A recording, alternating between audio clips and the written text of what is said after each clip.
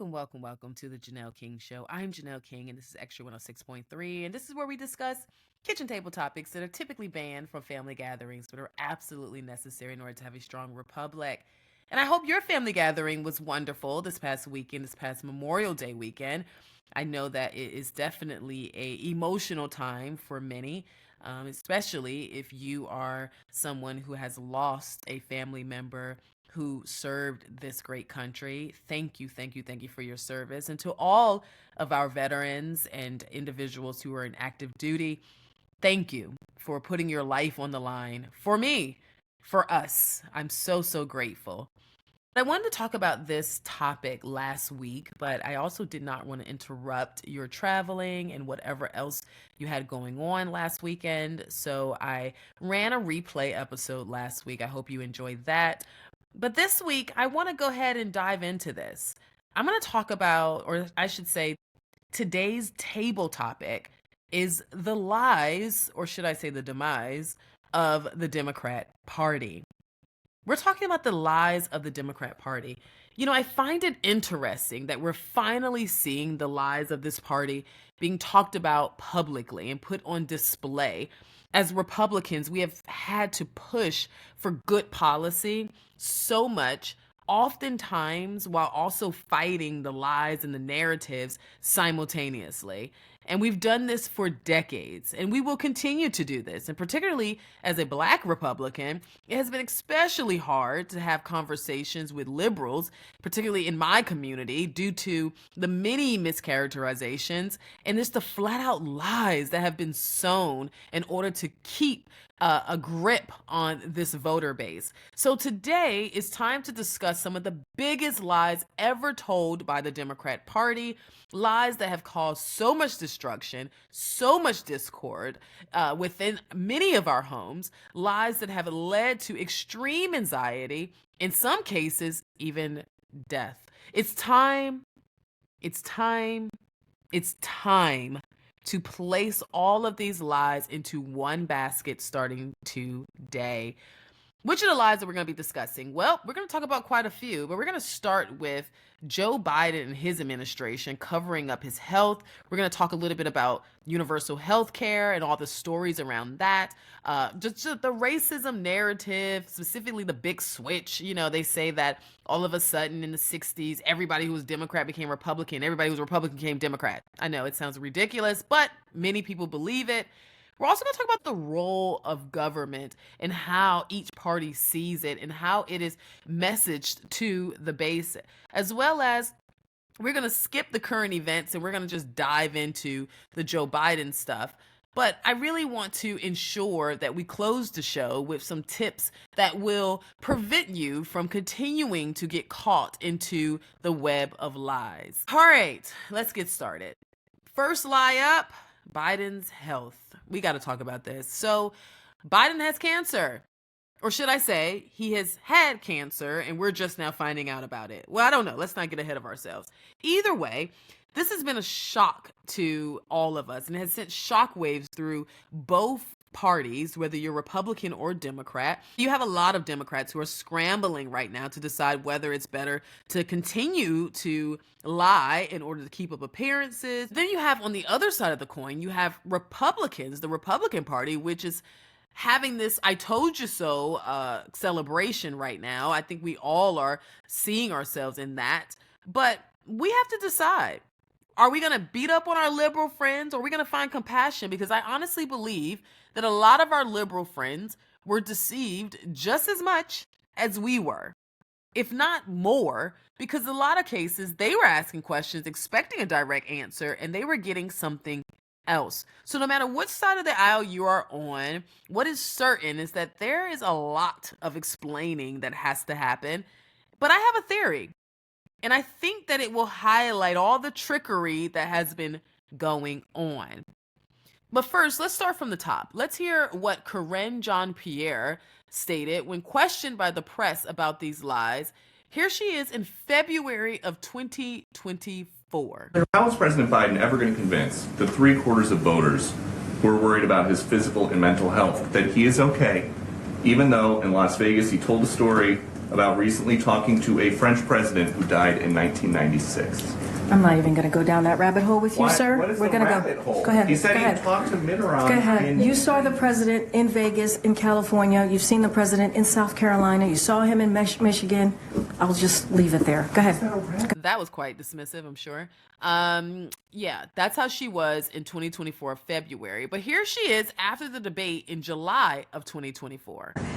You know, and MJ, I want to be very clear. I get the question that you're asking me, but this is also a president who has had a historic administration. He has, in delivering on legislation, key policies. That is because with age comes wisdom and comes experience. And I think that matters as well. Did Dr. O'Connor watch the debate? I believe Dr. O'Connor traveled with us to the debate. So Singing a new tune.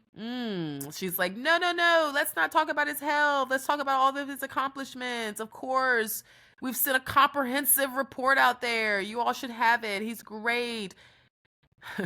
And the best part is when she stated that the doctor traveled with him.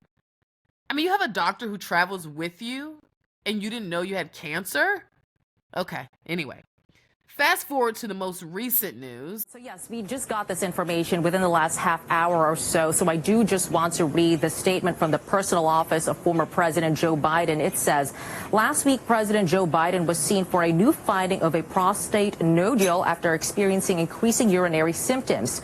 On Friday, he was diagnosed with prostate cancer, characterized by a Gleason score of 9, grade group 5, with metastasis to the bone. While this represents a more aggressive form of the disease, the cancer appears to be more hormone sensitive, which allows for effective management.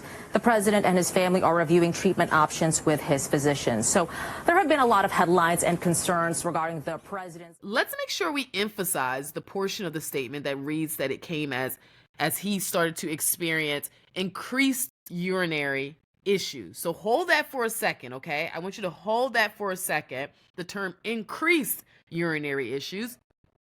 And I want you to listen to a doctor's perspective on all of this. He is a medical expert as well as a prostate cancer survivor. He joins us now to talk about the medical side of this. And sir, it's good to have you on. A week ago, Biden announced a small nodule that was found on his prostate after a routine physical. Yes. Now all of a sudden it's metastatic, it's aggressive, it's in his bones. What do you make of this?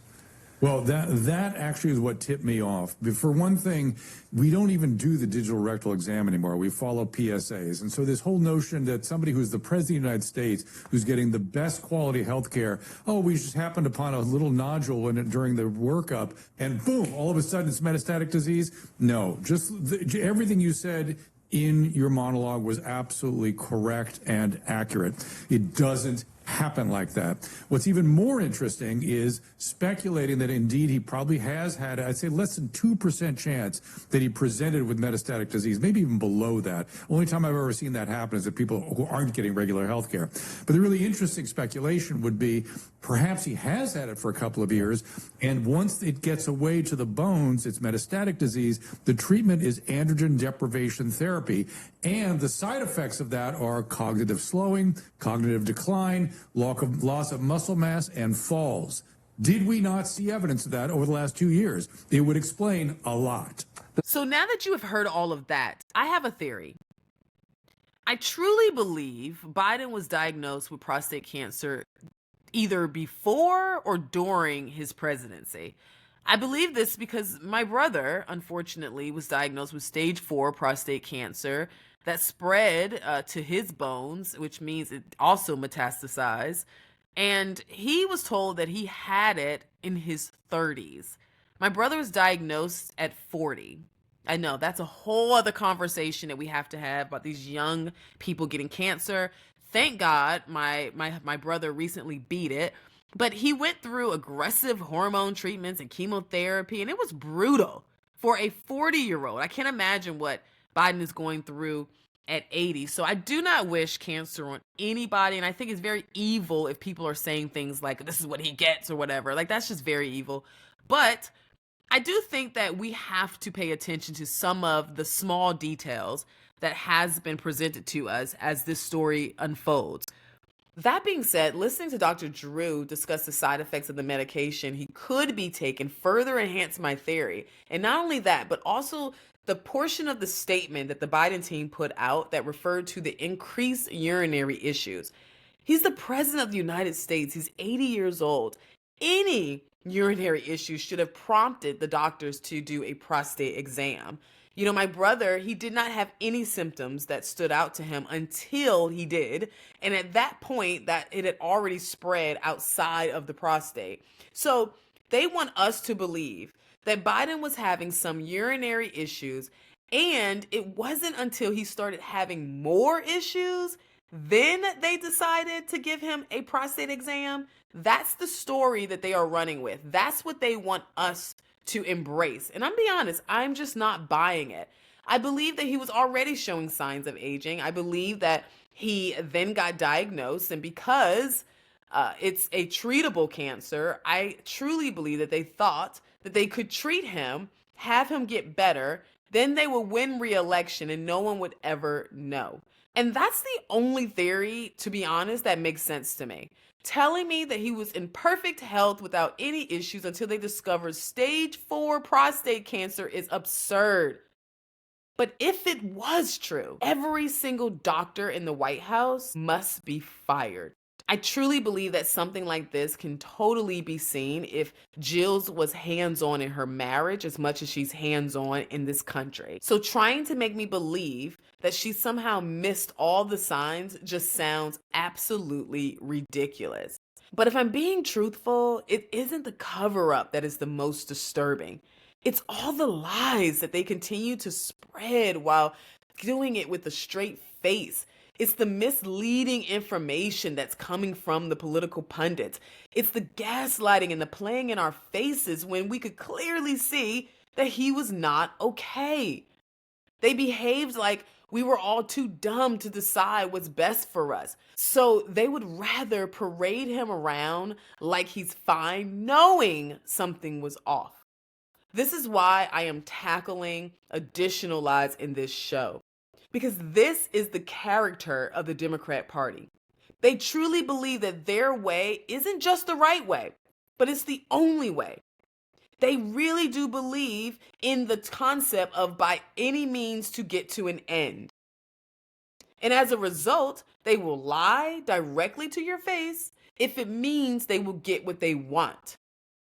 So after the break, we're going to continue to expose the lies of the Democrats, starting with universal health care. You don't want to miss it. Don't leave the table. You're listening to the Janelle King Show right here on Extra 106.3. We'll be right back. Thank you so much for joining the show. Please remember to like, share, comment, and subscribe. And don't forget to hit that notification bell so you'll be notified every time I upload new content. Now back to the discussion. This is the Janelle King Show right here on Extra 106.3, where we discuss kitchen table topics that are typically banned from family gatherings, but are absolutely necessary in order to have a strong republic. And if you're joining us for the first time, don't worry. You can catch an encore episode tomorrow at 9 a.m. right here on Extra 106.3. And remember, our podcast drops every Tuesday wherever you get your podcast. And if you're feeling eager, you can watch the video podcast right now on YouTube. Just remember to subscribe to our YouTube and Rumble pages, and your likes, comments, and shares are always welcomed. Now grab a seat and let's get back to the table. Welcome back to the Janelle King Show right here on Extra 106.3. And this is where we discuss kitchen table topics that are typically banned from family gatherings, but are absolutely necessary in order to have a strong republic. And today's table topic is the lies, or I should say the demise, of the Democrat Party. And before the break, we led with the biggest lie of all that's now upon us, and that's Biden's health. But that was just the tip of the iceberg. The lie that got exposed. But just throughout everything, everyone denied it up until 2024, thinking, oh, it just happened then. It was immediate. No, it wasn't. We all saw it. Well, I mean, I'm questioning Tapper's cognitive abilities if he needed someone to sit in front of him and say to him that the president was having cognitive decline. We have not had any one-on-one as Americans. We haven't had any one-on-one meetings with the former president, and we could see from 30-second snippets and clips that something was off and something was wrong. So I don't want to berate him or just kind of point the finger, but I will say that the problem the Democrat Party is having is that they're not being honest. They're continuing to spin this story as if everyone was so confused or we thought there may have been something, but I'm not sure. That's just absolutely ridiculous. We were telling you something is wrong. We kept saying it over and over again. And then the stories keep changing. On one side, I'm hearing them say things like, oh, we knew that something was wrong. However, we were waiting on him. We didn't want to overstep him. We wanted him to make the decision. Then on the other side, where I'm hearing, we didn't know anything was wrong. We just thought that maybe he was just having some aging issues. The fact of the matter is the American people know that there's dishonesty that's happening. So the cover up is not so much whether or not we believe your story. It's the fact that we know that you're lying to us and you continue to lie to us. And I believe that this is going to affect them in the upcoming election. But we all know that there are more lies out there and we're going to expose them. Let's talk about universal health care. So progressives have been and are advocating for the implementation of universal health care for years now. They claim that their goal is to ensure that every individual has access to high quality, affordable medical services regardless of their income, their employment status, or any pre-existing conditions. This means shifting from a primarily employer-based or private system to a comprehensive publicly funded system such as Medicare for All. The goal is to reduce, in their words, health disparities, lower costs, and eliminate barriers to care, ultimately creating a healthier society where no one is left behind due to financial hardship. Here's the thing. Anyone who cares about anyone other than themselves can share the desire for all to have access to health care. I mean, this is why we currently have it. And this is my issue. I wish we would tell the truth and expose the lie. We currently have over 60 million Americans on some form of government health care. We do not turn anyone away in the emergency room. We do not require upfront payment in all medical transactions. And we only have 1.1 million medical doctors treating these 60 million people. If that isn't universal health care, I don't know what is. What they really want is your health care for all people. In other words, those who can afford to pay for their own health care, the gold standard health care that the presidents have, the health care your company is paying for to ensure that your staff is covered. The lie is that this is about health care for people. But the truth is, it's about pushing a socialist agenda. So listen, if this was about access, they would find through their research and their studying that everyone has access to health care. If this was about healthcare costs, they would discover through their research that we can barely provide help for those who are using government-supplied healthcare now. Not only that, but due to the strain on the 1.1 million doctors who are forced to treat 60 million patients, you have to understand that patient care is now at a grand total of 10 minutes per patient. That's just 10 minutes to share what's on your heart about your health. 10 minutes of vulnerability. It's not good. And here's another pill that's hard to swallow. My pun is intended. But it's also true. And that's that universal health care will lead to increased government control. If we were to expand this, if we were going to add more people or open this up to additional 60 million people, you have to understand the pros and cons of every decision. And the truth of the matter is that universal health care will lead to increased government control, particularly over your personal health care decisions. Imagine being told that you must get the vaccine or get a vaccine or you're going to lose your health care. Or even better, imagine finding out unfortunately, like what Biden's going through right now, that you have cancer.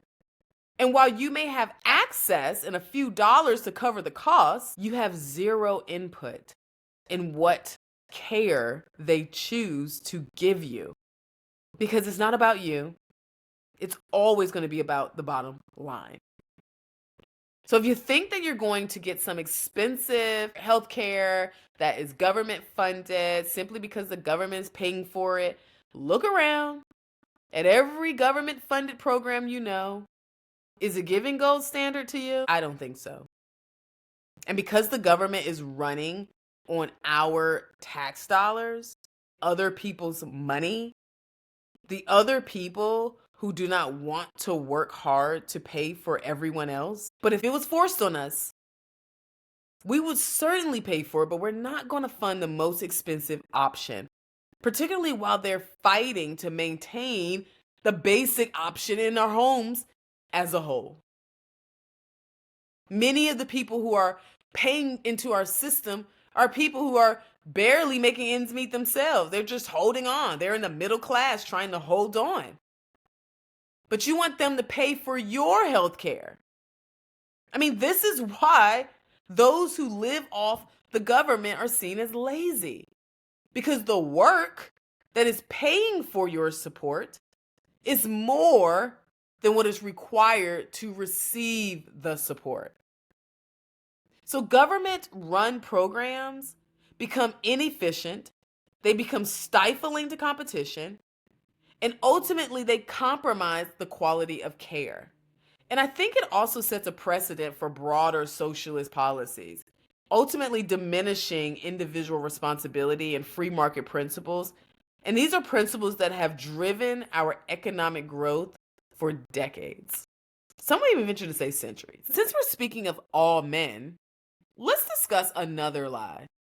So there are many people who believe that the Constitution was not for Black Americans because many of us, not all, were enslaved during the drafting of the document. They often cite the 13th Amendment about, 3/5 of a man and all that stuff as they are speaking on their claims, hoping that this would lead credence or some type of evidence towards their claims, not understanding that because of that amendment, Confederate leaders had fewer voices in Congress, which means fewer votes in support of slavery. And if you want me to do a full show exposing that lie about the 13th Amendment and all that stuff, just comment in the comment section and I will get to working. But staying in that same vein, I want to talk about the biggest, most effective lie of all times. And it's the lie that the racist Democrats somehow all switched to the Republican Party in the 60s. Well, I found the best summary explanation of this, and it was done by PragerU, and I really want you to listen to it. So it's a few minutes long, but I think you'll enjoy it. Take a listen. Once upon a time, every student of history, and that meant pretty much everyone with a high school education, knew this. The Democratic Party was the party of slavery and Jim Crow, and the Republican Party was the party of emancipation and racial integration. Democrats were the Confederacy, and Republicans were the Union. Jim Crow Democrats were dominant in the South, and socially tolerant Republicans were dominant in the North. But then, in the 1960s and 70s, everything supposedly flipped. Suddenly, the Republicans became the racists, and the Democrats became the champions of civil rights. Fabricated by left-leaning academic elites and journalists, the story went like this. Republicans couldn't win a national election by appealing to the better nature of the country. They could only win by appealing to the worst. Attributed to Richard Nixon, the media's all-purpose bad guy, this came to be known as the Southern strategy. It was very simple. Win elections by winning the South. And to win the South, appeal to racists. So the Republicans, the party of Lincoln, were to now be labeled the party of rednecks. But this story of the two parties switching identities is a myth. In fact, it's three myths wrapped into one false narrative.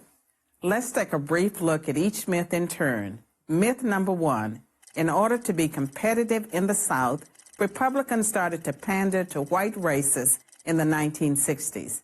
Fact, Republicans actually became competitive in the South as early as 1928 when Republican Herbert Hoover won over 47% of the South's popular vote against Democrat Al Smith. In 1952, Republican President Dwight Eisenhower won the southern states of Tennessee, Florida, and Virginia. And in 1956, he picked up Louisiana, Kentucky, and West Virginia, too. And that was after he supported the Supreme Court decision in Brown versus Board of Education that desegregated public schools, and after he sent the 101st Airborne to Little Rock Central High School to enforce integration. Myth number 2, Southern Democrats, angry with the Civil Rights Act of 1964, switched parties. Fact, of the 21 Democratic senators who opposed the Civil Rights Act, just one became a Republican. The other 20 continued to be elected as Democrats or were replaced by other Democrats. On average, those 20 seats didn't go Republican for another 2.5 decades. Myth number 3, since the implementation of the Southern strategy, the Republicans have dominated the South. Fact, Richard Nixon, the man who is often credited with creating the Southern strategy, lost the Deep South in 1968. In contrast, Democrat Jimmy Carter nearly swept the region in 1976, 12 years after the Civil Rights Act of 1964. And in 1992, over 28 years later, Democrat Bill Clinton won Georgia, Louisiana, Arkansas, Tennessee, Kentucky, and West Virginia. The truth is, Republicans didn't hold a majority of Southern congressional seats until 1994, 30 years after the Civil Rights Act. As Kevin Williamson of National Review writes, if Southern rednecks ditched the Democrats because of a civil rights law passed in 1964, it is strange that they waited until the late 1980s and early 1990s to do so. They say things move slower in the South, but not that slow. So now that you have the truth on the big switch, I'm going to tell you why none of this matters. First of all, outside of knowing the facts, and although we can clearly point to the lie that has been told for decades, but most importantly, you have to understand the context of the times. Because here's the thing, even if the Dems' crazy story was true, it still wouldn't matter if you did not understand the context. The truth of the matter is, if we were living in 1830, I would have been a Democrat fighting against the banks with Andrew Jackson. 1862, I would have been a Republican supporting the North in the Civil War and Abraham Lincoln. The fact is, people, character, and positions change, but principle does not. If the Democrat Party was fighting for less government, more personal control, and parental rights to choose how your child should be best educated, then I would be a Democrat. But instead, they're fighting for increased government involvement, less personal responsibility over your basic needs, and confinement to assigned schools for your children. So this isn't about which party is more racist, because if the truth was exposed, you would see how racist it is to assume that the color of your skin somehow dictates your ability to take care of yourself. And that telling a black Republican they're crazy for voting Republican because it's racist completely highlights how little you understand our mindset. We couldn't care less about the last remaining mentally ill people who choose to dislike me or anyone else because of the color of our skin. We care about whether the government creates a pathway for us to bypass those people and get it for ourselves. You know, Kelvin and I sat with a progressive not too long ago. It was at a friend of ours' birthday party. And he told us to our face that we were different and that we were the other black people who do not have the intelligence or the drive to accomplish what we have accomplished. I mean, tell me if that's not racist. You're just going to look at a person and assume that they don't have the intelligence to accomplish anything? The point is, choosing to support a party based on the political positions from the 1830s or the 1970s is absurd and is detrimental to our current state. I mean, look around. What predominantly black cities, towns, or communities do you see that is better off than where we were in the 60s? It's either exactly the same or it's worse. Now, that is the truth. Before we continue with the last lie of this show, but certainly not the last lie on the list, let me clear up something really, really quick. We are not a democracy. We are a constitutional republic. We are a republic because our founders designed a system that balances the will of the people with the need to protect individual rights and prevent tyranny.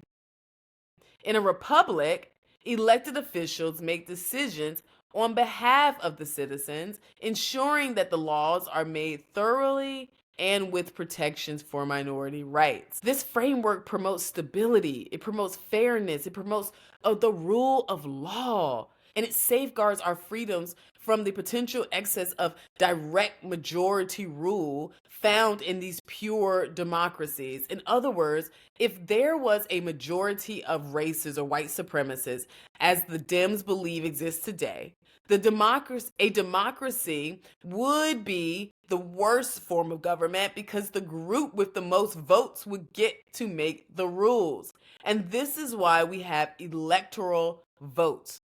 Without it, California, followed by Texas, would determine the outcome of every election due to the size of the state and the number of eligible voters. Our system allows for a government that is accountable to the people while upholding the Constitution and individual liberties. So now that we have that cleared up, I want to close the segment with one more lie. The Democrat Party view of the government. The Democrat Party view the role of the government more so as a parent, where I feel like the Republican Party views the role of the government as a CEO of a company that we all own. Democrats generally view the primary function of the government as serving to promote the well-being of its citizens through the provision of essential services, protections, and opportunities. This includes ensuring access to health care, education, social safety nets, and protecting our civil rights and liberties. They believe that the government should play a proactive role in reducing economic inequality and promoting social justice, as well as supporting public health and safety. And then on the other side of the coin, you have Republicans who typically view the primary function of the government as an arm to maintain order, to protect our individual rights, and to preserve personal freedoms. We emphasize limited government intervention to the economy, and we believe that free markets, private enterprise, and personal responsibility are the best ways to promote prosperity and innovation. You see, Republicans often see the role of the government as safeguarding national security, as enforcement of laws, and ensuring a stable society. The Republican Party typically advocates for reducing the government size and spending to allow individuals and businesses to thrive without excess regulation or control. So as I stated before, I truly believe the Democrat Party views the government more so like a parent, where the Republican Party views the government as a CEO of a company that we, the people, all own. So why is this a lie and not a perspective? Because the Constitution and much of the debate surrounding the formation of our republic was against making the government a parent. Our forefathers hated government control. This is why we fought for independence. They understood what could happen if the government became a overseer. They fought for the passing of the Bill of Rights because they felt the Constitution protected us from some things, but not individual rights. Making the government our parent is dangerous because, like most moms and dads, they decide what's best for you because there is an understanding that you can't decide for yourself.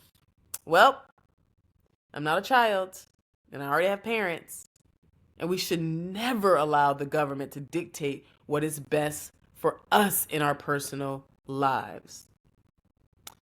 After the break, I'm going to give you some tips to take your power back, to ensure that you're hearing both sides of the story and why history matters. So we're almost finished. Don't leave the table.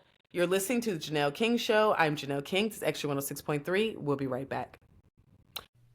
Thank you so much for joining the show. Please remember to like, share, comment, and subscribe. And don't forget to hit that notification bell so you'll be notified every time I upload new content. Now back to the discussion. This is the Janelle King Show right here on Extra 106.3, where we discuss kitchen table topics that are typically banned from family gatherings, but are absolutely necessary in order to have a strong republic. And if you're joining us for the first time, don't worry. You can catch an encore episode tomorrow at 9 a.m. right here on Extra 106.3. And remember, our podcast drops every Tuesday wherever you get your podcast. And if you're feeling eager, you can watch the video podcast right now on YouTube. Just remember to subscribe to our YouTube and Rumble pages, and your likes, comments, and shares are always welcomed. Now grab a seat and let's get back to the table. Welcome back to the Janelle King Show. I'm Janelle King. This is Extra 106.3, and this is where we discuss kitchen table topics that are typically banned from family gatherings, but are absolutely necessary in order to have a strong republic. And today's table topic is the lies, or I should say the demise, of the Democrat Party. I truly feel that this topic is one of the most important topics. It's these lies that we are discussing that causes so much collateral damage. I heard a Democrat say, the average person isn't paying attention to the national debt because they're paying attention to their personal issues, which is 100% correct, but the concept is 100% wrong. It explains why they're continuing to ask a government who is in debt to spend more money. They love to separate the government from the negative experiences in your life. It's not the government that's fighting you. It's your child failing in school. But it's the government that won't allow you to go find another school. It's not the government that's fighting you and holding back your health care. It's the politicians. But they're not telling you that the government health care always leads to decrease in quality of service. Democrats continue to talk about the political impact of these Republican decisions. They claim that this administration is firing people, is slashing budgets of essential services, is just doing all these bad things. But unfortunately, what they don't understand is that we don't have the luxury of easing into this change, because when the problem is this dire, when you are looking at having no Social Security, we cannot try to save it all. So I want you to go back and listen to my list of debunked lies from the Dems, because I want to leave you with a little information, just something that you can use so you don't find yourself in this web of lies. So let's start with the first tip. The first tip is to question, question, question. Always consider where your information is coming from and seek out multiple perspectives to get this well-rounded view. Don't rely on a single source or one outlet. Look for balance regarding the reporting as well as the diverse viewpoints. Next, fact check regularly. Next, fact check rigorously. Before forming an opinion, verify the facts. And do not use these fact-checking organizations. Use your brain and common sense. In most cases, if it quacks like a dog, in most cases, if it quacks like a duck and it walks like a duck, more than likely, it's a duck. So trust your gut and trust your personal experiences. If you hear that it's hard to walk out your front door because of all the racism and you don't and you are walking outside every single day without issue, and you don't ignore the very important, for example, if you are here and it's hard, if you're hearing that it's hard to walk outside of your front door because of racism, and you are walking outside every single day without any issues, don't ignore that. That is a very important piece of evidence. Another tip is to engage in dialogue. Talk to people with different views. Listening to opposing opinions can challenge your assumptions and deepen your understanding. And I do this all the time. I listen to Sabby, I listen to Breonna Joy Gray, I listen to a few other people that are hard Democrats. And I know that we don't share the same politics, but I always can count on them to challenge my positions because it's okay to disagree. It's how we grow. Next, limit echo chambers. Be mindful of social media feeds and new subscriptions that reinforce only one perspective. It's called information bias when you only watch or you read the things that you agree with. Actively seeking content that challenges your views and exposes you to different sides of the different sides of the story. That is how you diversify your conversations and get out of that echo chamber. Lastly, but I believe it's the most important, find out the history behind your perspective. History is a vital tool for understanding how power and influence have been and will be wielded over time. It teaches us that the narratives we hear today are often shaped by those seeking to control the story, whether for political gain or personal advantage. By studying history, we can identify patterns of manipulation, recognize the true roots of our freedoms, and understand the sacrifices made by those who came before us. Knowing our history empowers us to defend our values, protect our traditions, and ensure that liberty and justice are preserved for future generations. So when we learn from our past, we can gain the strength to stand firm against those who would like to distort the truth today. And this is why I close the show by saying, stay unafraid, stay unapologetic, and never stop seeking the truth. Have a great week.